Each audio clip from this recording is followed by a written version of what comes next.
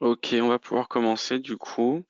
Donc on se retrouve aujourd'hui pour vous présenter en fait les améliorations de l'interface sur MVue, donc du côté là où vous contrôlez en fait votre contenu, etc. Et surtout l'amélioration du légal. Donc c'est pour ça que les personnes qui ont principalement été invitées à ce webinaire utilisent l'affichage légal et les autres personnes sont sans doute intéressées euh, pour acquérir en fait une solution pour de l'affichage légal. Donc de l'affichage interne réglementaire, on appelle ça de plusieurs manières. Donc voilà. Avant les améliorations et les nouveautés au niveau légal, je vais quand même vous présenter des corrections et des améliorations qui ont été apportées au niveau de l'interface, qui ont été demandées, comme je le dis souvent aux formations. Si vous remontez des problèmes et qu'il y a plusieurs personnes qui ont remonté ce type de problème, on va essayer de travailler dessus pour que ça s'améliore. Au niveau de la connexion à l'interface, ça fonctionne toujours de la même manière. Vous vous connectez sur app35.mvu.fr et vous allez tomber donc sur votre compte, tout simplement. La première des nouveautés, donc ça c'est victime de notre succès, on commence à avoir de plus en plus d'utilisateurs, donc en fait on doit répondre à des normes et la complexité des mots de passe fait partie donc de de ces normes, si on peut dire ça comme ça. Donc en fait, à partir de maintenant, vous allez avoir, donc à partir de la nouvelle version qui va être poussée demain matin normalement, vous allez avoir la double authentification, puisque la durée donc de validité d'un mot de passe est fixée à 120 jours à partir de maintenant. Et si vous voulez éviter de changer votre mot de passe tous les 120 jours, vous pouvez utiliser une application pour faire de la double authentification. Donc soit par mail, soit par une application comme Google Authenticator, où il y a plein d'autres applications pour vous authentifier avec un mot de passe que vous avez sur votre téléphone. Adresse mail, c'est plus simple, vous recevez un mail et vous pouvez vous connecter directement. Euh, vous verrez, c'est pas si gênant que ça. Au niveau de la réduction, en plus du nombre de caractères, pour la complexité du mot de passe, on passe de 16 à 12, donc c'est pas non plus énorme pour trouver un mot de passe. Euh, Ça devrait être assez simple. Et donc, pour activer la double authentification, ça se passe sur votre utilisateur. Donc, vous cliquez sur votre nom quand vous êtes sur l'interface et vous pouvez venir activer soit par application, soit par email. Voilà, tout simplement. Si vous avez besoin d'aide pour faire ça, il n'y a pas de souci, vous pouvez faire un ticket à support@mvu.fr et je pourrais vous aider. Qu'est-ce qu'il y a au niveau des améliorations de l'interface, donc la page d'accueil.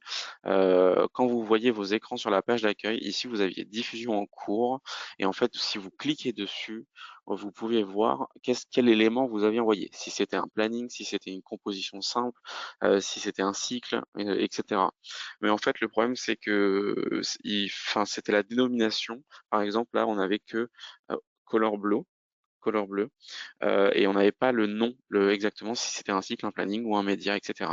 Donc là, ça a été rajouté. Donc quand vous survolerez au-dessus des fichiers en cours, vous pouvez voir si c'est bien le planning qui est envoyé euh, sur votre écran. Donc ça, c'est un petit ajout. Ensuite, au niveau de l'interface, il y a des informations qui ont été retirées qui sont pas forcément très importantes et ça a été un petit peu amélioré au niveau des graphismes, au niveau de l'écran, etc.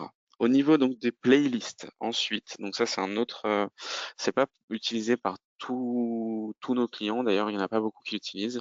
Mais avant, il fallait sélectionner sa vidéo. Il y avait la liste des vidéos qui était disponible, donc c'était pas très pratique. Donc en fait, on a rajouté les dossiers. Donc ici, vous pouvez consulter les dossiers pour retrouver vos vidéos. Voilà. Au niveau du cycle, alors ça c'est quelque chose qui a été beaucoup demandé. Avant c'était uniquement en secondes et donc on a rajouté l'heure, les minutes et les secondes. Donc vous avez maintenant la possibilité de définir beaucoup plus simplement le temps de diffusion d'un média dans un cycle. Donc voilà, ça c'est vraiment beaucoup mieux.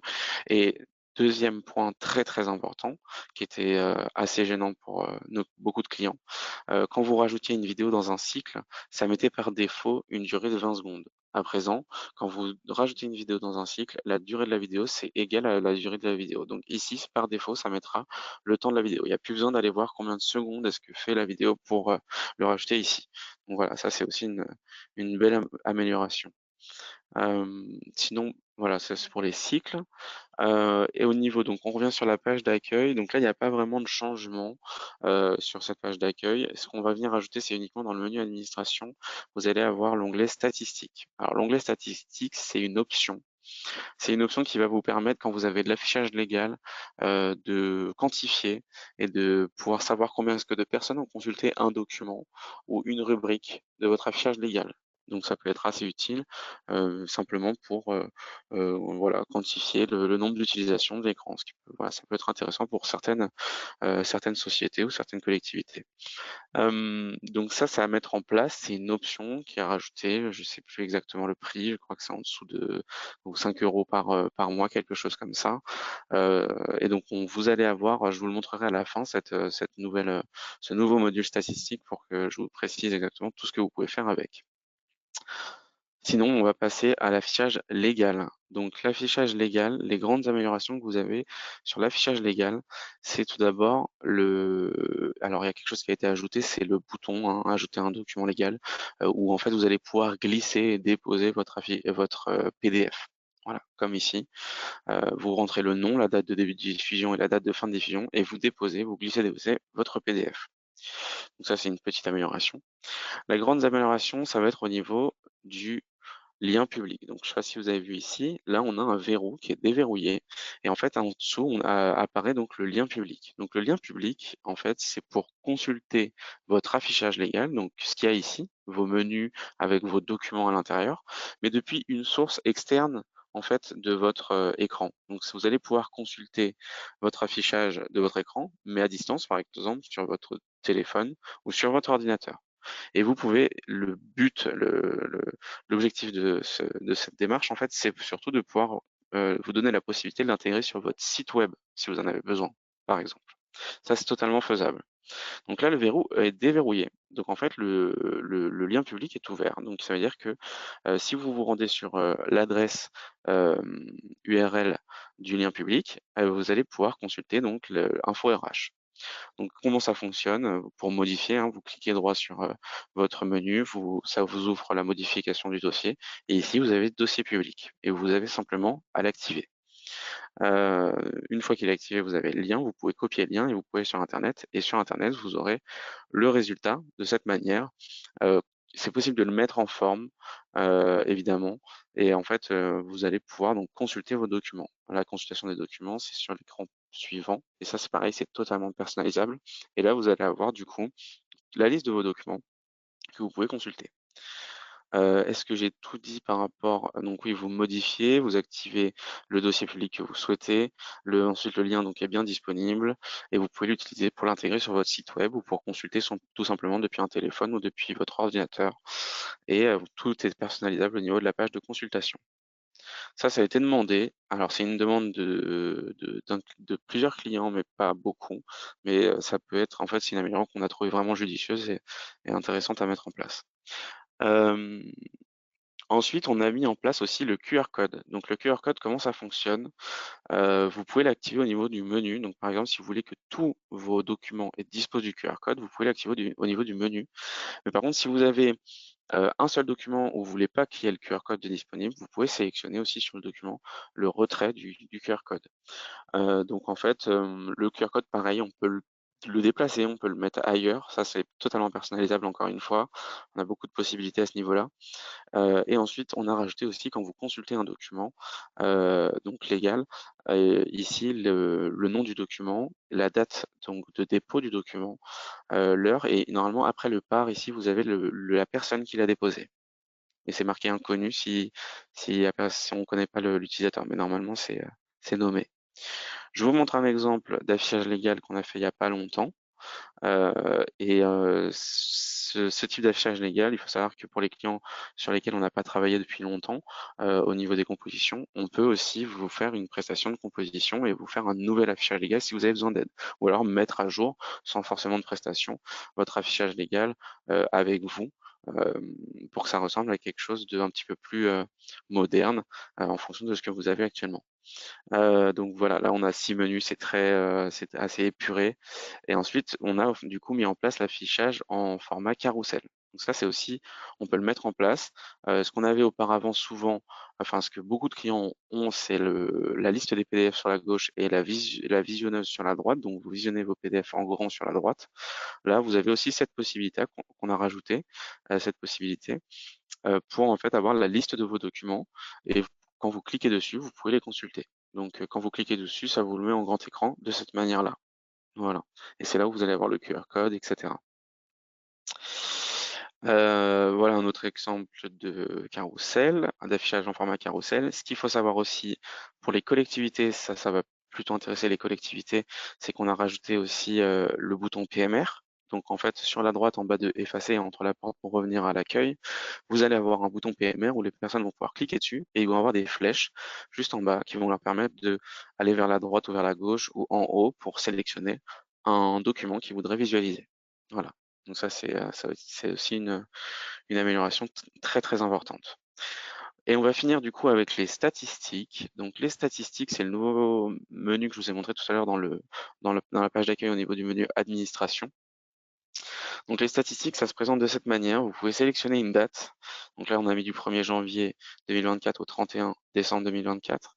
Donc on va voir toutes les données statistiques qui ont été réalisées sur 2024.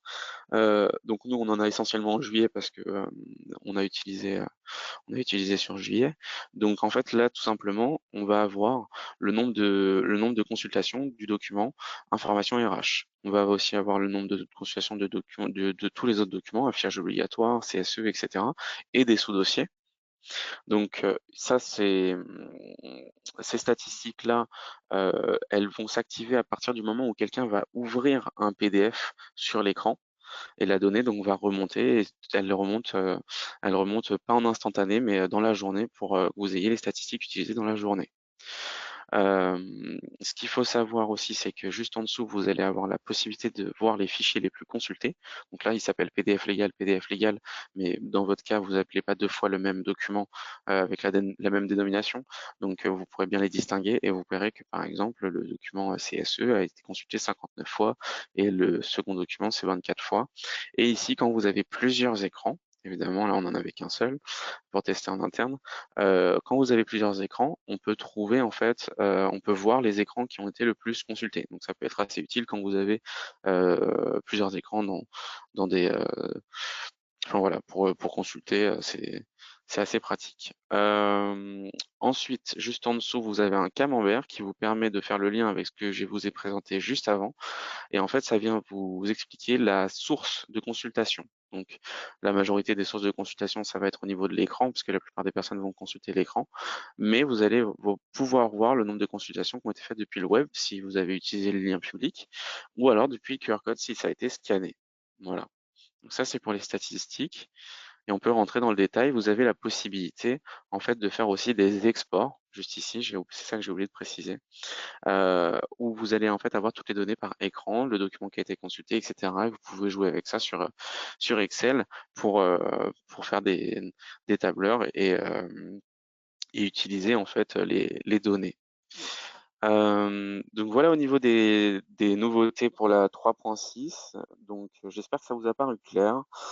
Si vous avez des questions par rapport aux nouveaux modules, notamment QR code, statistiques et liens publics, ça c'est des options où il faut que je prenne la main évidemment, qu'on se rende sur vos écrans pour pouvoir mettre à jour les affichages, les players et que ça soit totalement en adéquation avec l'interface pour que ça fonctionne. Donc si vous êtes intéressé par une de ces améliorations, une de ces options, je vous laisse évidemment envoyer un mail à contact@mvu.fr ou surtout support@mvu.fr. Vous pouvez mettre le support surtout en copie et on vous répondra. Si vous voulez une démonstration supplémentaire pour que je vous rende encore plus en précision sur certaines nouveautés, c'est pareil, vous n'hésitez pas à envoyer un message, un mail. Vous pouvez aussi nous appeler au niveau du support NVL sur le site du groupe NVL si c'est urgent et si vous avez besoin de ça rapidement. Voilà, en tout cas, je vous remercie pour votre écoute. Si vous avez des questions, n'hésitez pas aussi à nous faire un retour par mail parce que je ne vais pas y répondre de suite. Je vais clôturer le webinaire. Et voilà, je vous souhaite une bonne utilisation d'MVU et à très bientôt sur MVU.